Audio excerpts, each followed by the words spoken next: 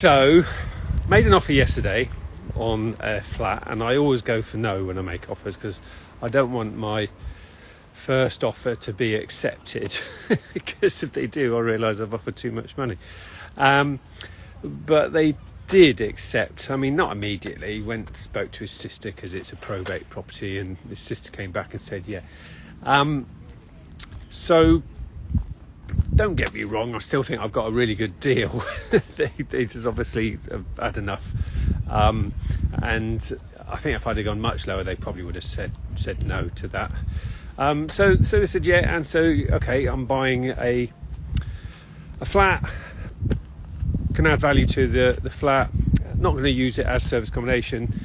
It's an over 55s building, and so you're only going to be able to rent it out to over 55s. However, I'm aware that there's moves afoot to get that removed as a restriction, and what that'll do is that's going to cause a significant uplift, and we're going to make an offer on another flat in that building today as well, and I'm going to make sure I don't get a yes to my first offer on that one, trust me.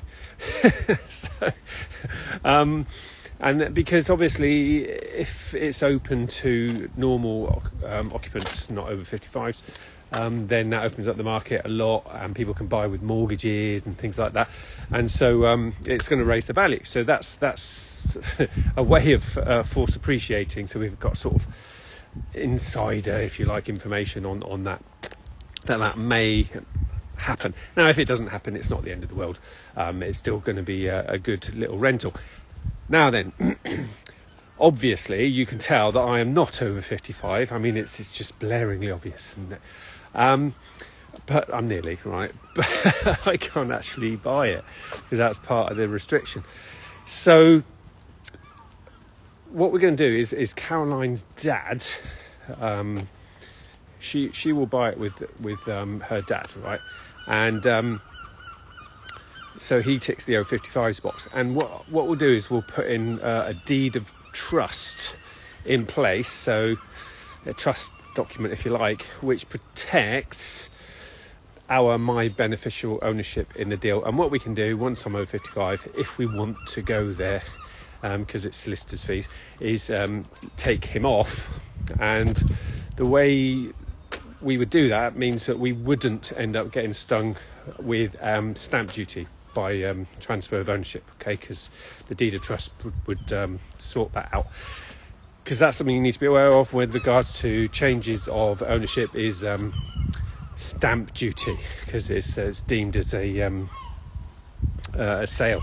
So that's what we'll do there, but we may or may not go there to take him off, but the deed of trust will be in place anyway to protect my beneficial ownership. So just thought that was worth talking about. If there's always a solution to a problem, isn't there? And that's one of the solutions to the problem. So we'll still be able to buy, even though neither of us are 55 yet.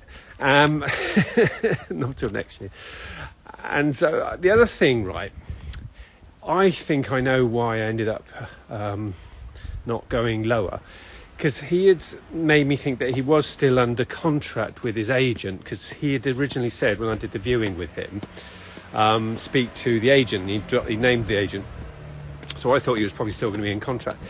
And then when I made the offer and he accepted it, and I said, ask your agent for solicitors, because this thing, agents quite often know good solicitors to work with, because they will know the good ones and the slow ones and the fast ones. So it's always useful to ask the agent to recommend solicitors, because they obviously it's what they do every single day. You've got to be careful, make sure they're careful, but find out if they're on a referral fee, because they might have a conflict of interest there, and just recommend an agent where they get paid, whether the agent's good or not. So double check on that one. So I asked him to check with his agent. He said, I'm not with the agent, and I only signed a 3-month contract back in Feb. So I was like, oh. So that was probably the reason why I didn't go even lower, because I would have factored in the fact that he doesn't have to pay agents' fees. So what I did is I asked a local letting agent that I know in Plymouth, who recommended a couple of solicitors who are quick, and I've given him a couple of options because obviously we want to get it done quickly, and that's all part of the accepting a lower offer, is that we're not in a chain, and we can get it done quickly, and our solicitors are good, and he's got good solicitors as well that gets it done quicker, and that's why people might accept lower offers, because it's certainty, it gets it done, and obviously it's costing money whilst it's empty for sale, isn't it? So just a few things there. I thought I'd share what's going on with me right now in terms of buying property. I do prefer service accommodation.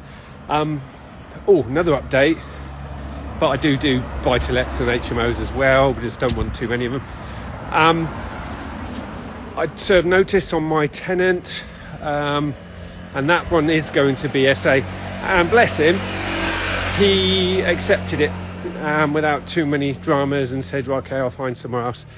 It's a shame because he's been a decent tenant. I mean, he's been on mates rates, don't get me wrong, I'm far too soft. Most of my rentals are with agents, letting agents, buy-to-lets, HMOs. This particular one's a legacy one that's gone back donkey's years since I was in the army. And he's definitely been on mates rates. He might have a shock when he looks on the market and sees what he's going to have to pay under his own steam. But, I've still got the Section 21, which I served him, and he will have to leave under the Section 21. And that one is going to be service accommodation. And it's just worth pointing out, guys, that very, very soon, it's in the Lords right now, it's all going through, very, very soon, the Renters' Rights Bill is going to be in, and if it had been in now, I wouldn't have been able to serve him a Section 21. I'd have had to only serve a Section 8, and the only time you can get a tenant out on a Section 8 is if you're moving into the property or selling it. I'm doing neither. All right, so all these people that are saying, oh, well, you shouldn't worry about the Renters' Rights Bill and you've still got the Section 8. Well, I'm sorry, but the owner is still losing control over their property, and that's a perfect example that I've just highlighted, how the owner of the property is losing control of their property. So hopefully there's some interesting points for you to take on board. Here's to your success in property investing and service accommodation, and from me, the property soldier, remember, your future prosperity needs you. Take care. My phone, my